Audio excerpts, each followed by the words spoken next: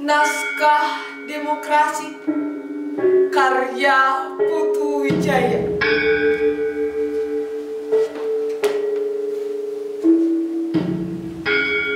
Saya mencintai demokrasi, tapi karena saya rakyat kecil, saya tidak dianggap sebagai pejuang, apalagi pahlawan.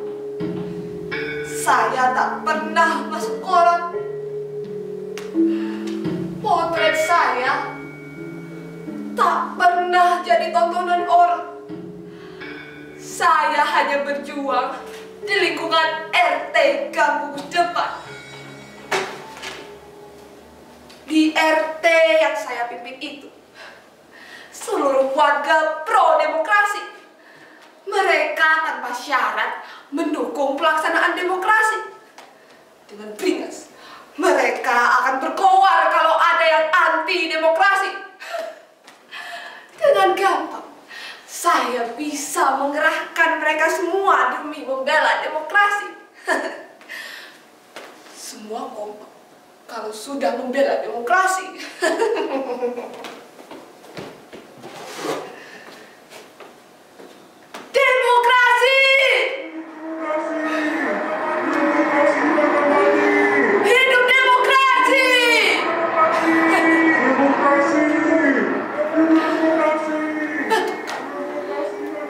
Salahnya sedikit, tak seorang pun yang benar-benar mengerti apa arti demokrasi. Pokoknya demokrasi itu bagus, sesuatu yang layak diperjuangkan sampai titik darah penghabisan. Betul kan? Ya, betul. Sesuatu yang memerlukan pengorbanan yang besar, sesuatu yang dapat menunjang suksesnya pembangunan menuju masyarakat yang adil dan makmur. Saya kira itu sudah cukup. Saya sendiri tak mampu menjelaskan apa arti demokrasi. Saya hanya khawatir kalau batasan-batasan saya tentang demokrasi disalahgunakan. Apalagi kalau sampai terjadi perbedaan tafsir yang menjadikan bertolak belakang. Atau mungkin, ya karena saya sendiri memang tak benar-benar mengerti apa arti demokrasi.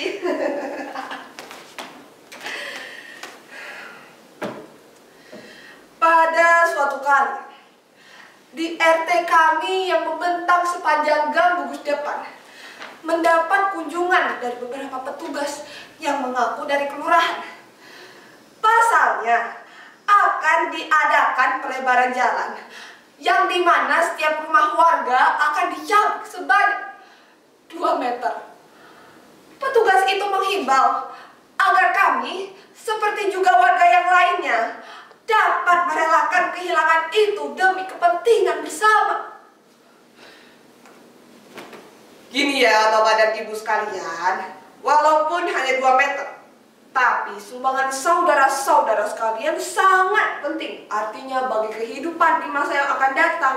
Nah, atas nama kemanusiaan, kami harap saudara-saudara mengerti.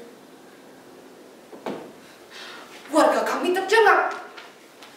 Hanya 2 meter? Hanya katamu. Kok enak saja mengambil 2 meter demi pembangunan? Pembangunannya siapa? Bagaimana kalau rumah kami hanya 6 meter kali 4? Kalau diambil 2 meter kali 6, rumah hanya akan tersisa untuk gang. Kontan kami tolak. Bagaimana mungkin hidup dalam gang dengan rata-rata 5 orang anak? Tidak bisa. Itu tidak mungkin. Tetapi ini sudah menjadi keputusan bersama. Warga kami semakin tercengang. Bagaimana mungkin memutuskan keputusan bersama tentang rumah kami tanpa bukan dengan kami? Seperti Raja Nero saja. Tanpa minta izin lagi, sebuah bulldozer datang dan menggarap tanah kami.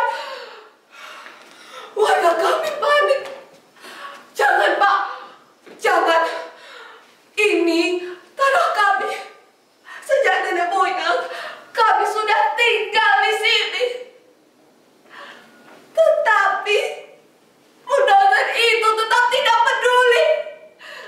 mereka terus menggarap tanah kami.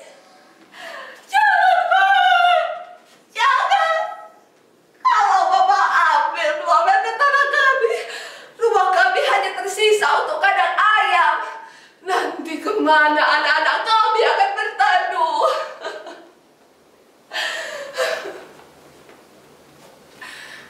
Ini tanah kami akan kami pertahankan mati-matian. Dibeli ratusan juta juga kami tidak akan sudi. Sebab sejak nenek moyang kami sudah tinggal di sini. Semua warga kompak menghadang bulldozer itu. Akhirnya ia berhenti juga. Tetapi tiba-tiba sebuah mobil kod datang. Sekitar 10 orang laki-laki meloncat turun sambil memakai pakaian yang berseragam. Warga kami bersorak melihat akhirnya ada aparat yang datang untuk melindungi rakyat. Tapi kami salah. Berbarengan dengan itu, bulldozer itu kembali menggarap tanah kami. Perempuan menjerit. Beberapa anak terjatuh. Salah satu di antaranya ada yang hampir terkena gas.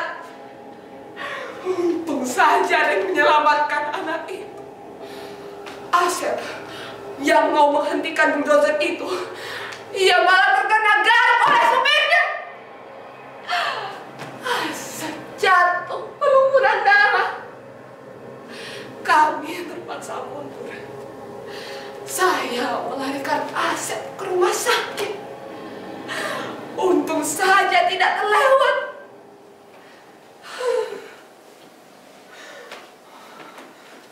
Saya bingung.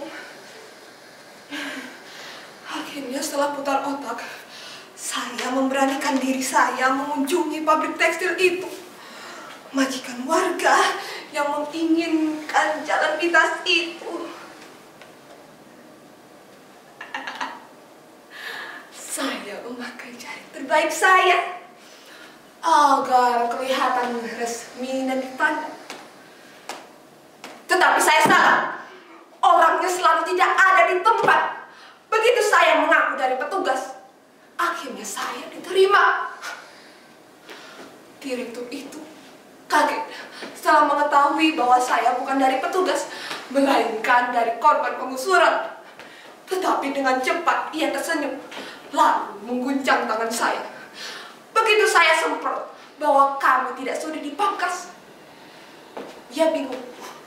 Kepalanya geleng-geleng seperti tak percaya. Kemudian dia meminta maaf dan mengatakan bahwa pembuatan jalan itu bukan tanggung jawab perusahaannya. Saya mulai senewan. Saya tak percaya apa yang dikatakannya. Ini sandiwara apa lagi? Saya tahu dia hanya berpura-pura. Mulutnya yang manis, perilakunya yang sopan itu tidak bisa menghiburi saya. Saya bisa mengendus apa yang ia sembunyikan di balik topengnya itu. Tai kucing, rai kerja. Saya bertekad, saya tidak akan keluar dari kantor ini sebelum ada keputusan membatalkan 2 meter perampokan tanah kami. Saya ditunggu oleh warga. Tetapi kemudian darah saya tersirat karena direktur itu mengulurkan kepada saya sebuah amplop coklat yang tebal. Saya langsung mulai tak bernafas. Tebal, coklat. Apalagi di atas amplop itu tertera 250 juta. 250 juta. Ya Tuhan, alangkah banyaknya. Saya tak pernah memegang uang sebanyak ini. 50 juta. Apa yang tidak bisa dibeli dengan uang sebanyak ini? Saya bisa perbaiki rumah, bayar SPP, kredit motor. Saya bisa mengirim ini sama orang tua. Ya Tuhan, akhirnya Kau kabulkan doa kami setiap malam supaya dapat merubah nasib. Jangan terus terjepit di tempat ini seperti kecoa. Saya gemetar. Saya tak menanyakan lagi berapa isi amplop itu. Untuk apa 250 juta itu? Saya hanya menerimanya dan menyambut uluran tangannya. Lantas, saya lari terpirit-pirit, takut kalau amplop itu diambil kembali. Saya mengumpulkan semua keluarga saya dan mengatakan bahwa hidup kami telah berubah.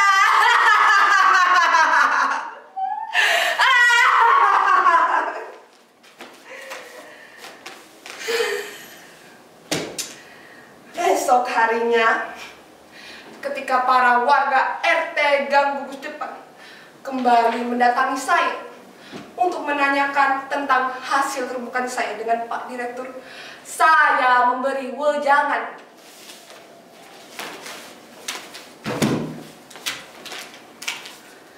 Semua warga yang saya cintai, memang berat kehilangan 2 meter tanah dari milik kita yang sedikit ini. Tetapi itu lebih baik daripada kita kehilangan nyawa. Kita semua membela demokrasi dan sudah bertekad untuk mengorbankan apa saja demi tegaknya demokrasi. Demi demokrasi, kita harus merelakan 2 meter tanah itu untuk pembuatan jalan. Demi masa depan kita yang lebih baik. Hei, tunggu dulu. Saya belum selesai berbicara. Kuping mereka semuanya buta. Tanpa peduli rapat belum rampung, mereka semuanya ngajir. Hanya tinggal saya sendiri dan seorang tua. Tetapi ia juga pergi sambil ngedumel.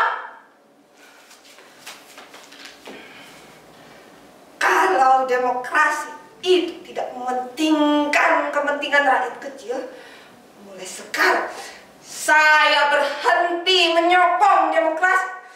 Mulai sekarang saya menolak demokrasi.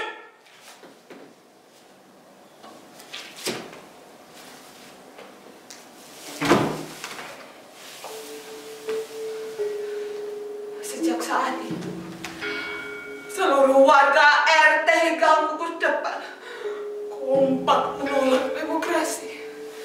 Hanya tinggal saya sendiri yang tetap berdiri di sini, teguh dan tegar, tidak goyah oleh topan dan badai, tidak gentar oleh panas dan hujan. Saya akan membela demokrasi sampai titik darah penghabisan. Habis, mau siapa lagi?